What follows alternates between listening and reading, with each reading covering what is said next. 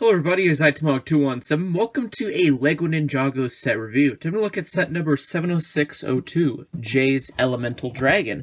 This is a 350-piece set that released in 2016, and it retailed for $29.99 USD, $39.99 Canadian, and $34.99 euros. This contains technically 2 minifigures, although you could argue it does contain 4. And, yeah. Let's have a look at the build. So, taking a look at the side build first, you kind of have a little Sky Pirates flyer. I don't know what to call this exactly besides that, but it's a cute little build for the Sky Pirates, which were the enemy for this season that this set was released in. There are a few stickers on the wings here, so you can see it has some small stickers right there. They aren't printed, but that's fine. And it's not too complex of a build. You got your little flag, which again is also stickered on both sides. And you have a little weapons rack on the side to hold a sword or a wrench. There's also a spot for one minifigure to pilot the vehicle. And there's also, you can attach the little monkey character, which we'll have a look at later, onto the flagpole so that he can shoot a grappling gun at the dragon. And basically the functionality for the weapon is at the front. It's a turret, and basically how to use that is you just turn it and these studs will shoot out kind of like rapid fire style, but be cautious because there's a good chance you can lose them, but that's why LEGO gives you a handful of extra studs for that reason. But yeah, not much else to say about this. Let's have a look at the dragon. Here we have the main build, Jay's Elemental Dragon. My goodness, this, despite the amount of pieces including the set, this does look like a small dragon, but it feels good for the build. Like, I don't have too many complaints about it. Like, it feels like a nice sturdy posable dragon that you can get some nice poses with. Like, the back and front legs are basically the exact same build. They are on that old ratchet joint, so you can kind of hear that. And basically you can move it roughly that far, down that far, and the foot is on a ball joint, so you can swivel that around. The same thing goes for all the other feet and legs, because they're all the exact same build. I don't think I've seen that in a lot of dragons, and it works for this one. The tail is a bunch of those ball joint pieces, so you can get a lot of posability right there, so that's nice. And the wings. I'm iffy on because, yes, you can move them up and down and get a little bit of a flapping action, but it's just for this section of the wings. A part of me wishes that the other bit right here could flap down as well, but it's not. It's kind of stuck in place with that Technic piece. And speaking of those, there's actually a place for you to put some spring-loaded shooters, like I'll demonstrate in a second here.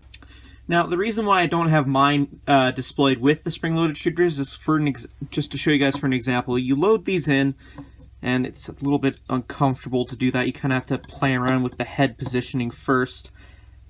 And just shove that in there. Okay, reposition the head so that it's out of the way somewhat. Now, my biggest issue, if I can get this to look good on camera here, so you can see it kind of pokes through right there. Normally when you pick up this dragon, to pick it up comfortably, you pick it up from right there, I would say. That's right next to where this is, and honestly, this is so easy to trip. All you gotta do is misplace your thumb, like when you're trying to grab it, like that, boom, oh no, it's shot out and it's lost forever. It's not, it is, yet it isn't a good place to put a spring-loaded shooter, because yes, it's easy access to fire off, but that's also the issue. It's so easy access, you could pick it up and it would fire off and be lost forever.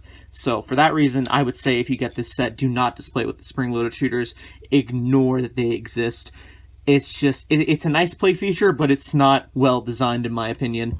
So, but yeah, there is some nice stickers on the wings to give it sort of like a lightning effect. You can kind of see on there, so that's nice. There are some stickers on the back here on the saddle. That's also nice. Speaking of the saddle, you get a nice little syringe as well as a blow dart, I'm assuming that is.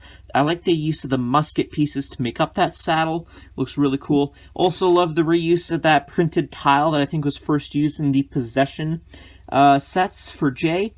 So that's nice. Just overall, nice use of transparent as well as non-transparent pieces. The head build is kind of unique. I normally don't like brick-built head dragons, but this one I will give a pass because it looks pretty good. You do have a sticker piece on both sides right there. Give it more of a lightning effect because this is supposed to be an elemental dragon that the ninja conjure up with their powers. And at the top there you got Jay's insignia at the top there, which looks amazing.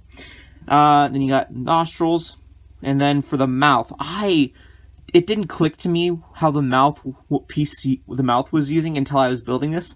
This bottom jaw piece is using Metalbeard's beard in a dark blue coloring. And I just found that to be amazing part usage, honestly. For a dragon, you would have thought that they would have done that. The neck posability, the head is on a ball joint, and the rest of the neck is on a separate ratchet joint, and it can go up that far and about down that far, so not too much posability. Jay sits quite comfortably in his little seat, and he has some of these little things to control the dragon, which is nice. But not much else I can really say to comment on this dragon. So let's have a look at the minifigures included in this set. So here we have the two minifigures included in this set. On the left, we have Siren, a skybound sky pirate minifigure. She's technically exclusive to this set, just her combination. I know that without the little backpack thing, she comes in a Ninjago Green Energy Dragon set, as well as her own foil pack. And for Jay, he's surprisingly also exclusive, also based on a technicality. In one set, he comes with a different facial print with a worried expression that's double-sided. And then I believe in Misfortune's Keep, he comes with a very exclusive facial print with the eye patch, the famous eye patch headpiece. So, yeah, basically, these are only exclusive based on technicality.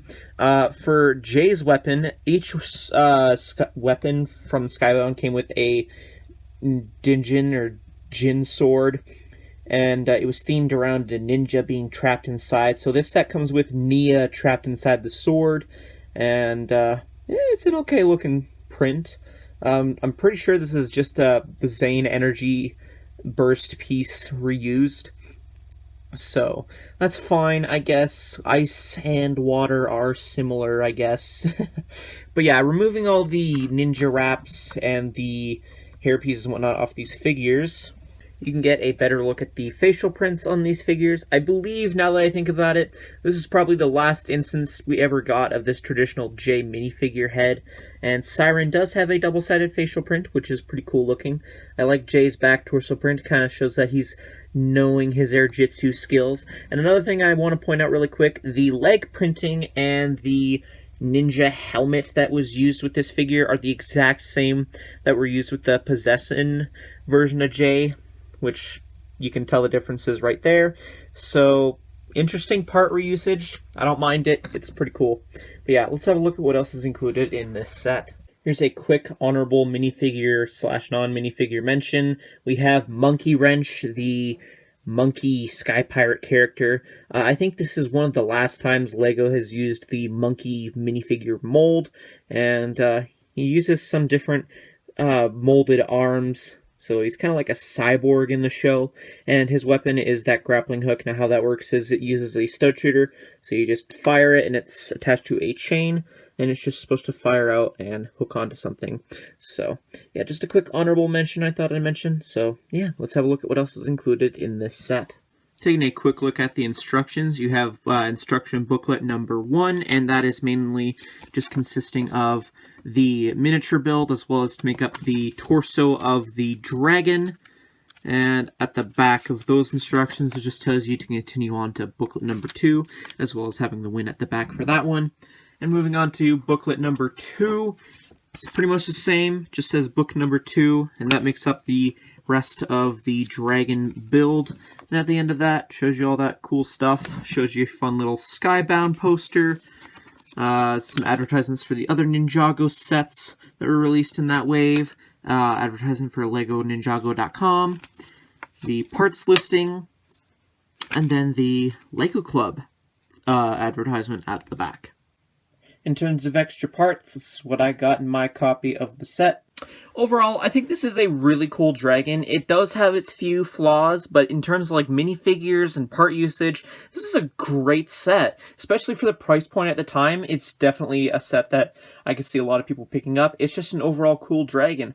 Now, it's probably worth a little bit to have in a sealed condition, but I'd say it's worth picking up. It's definitely one of my favorite looking dragons, especially with playability.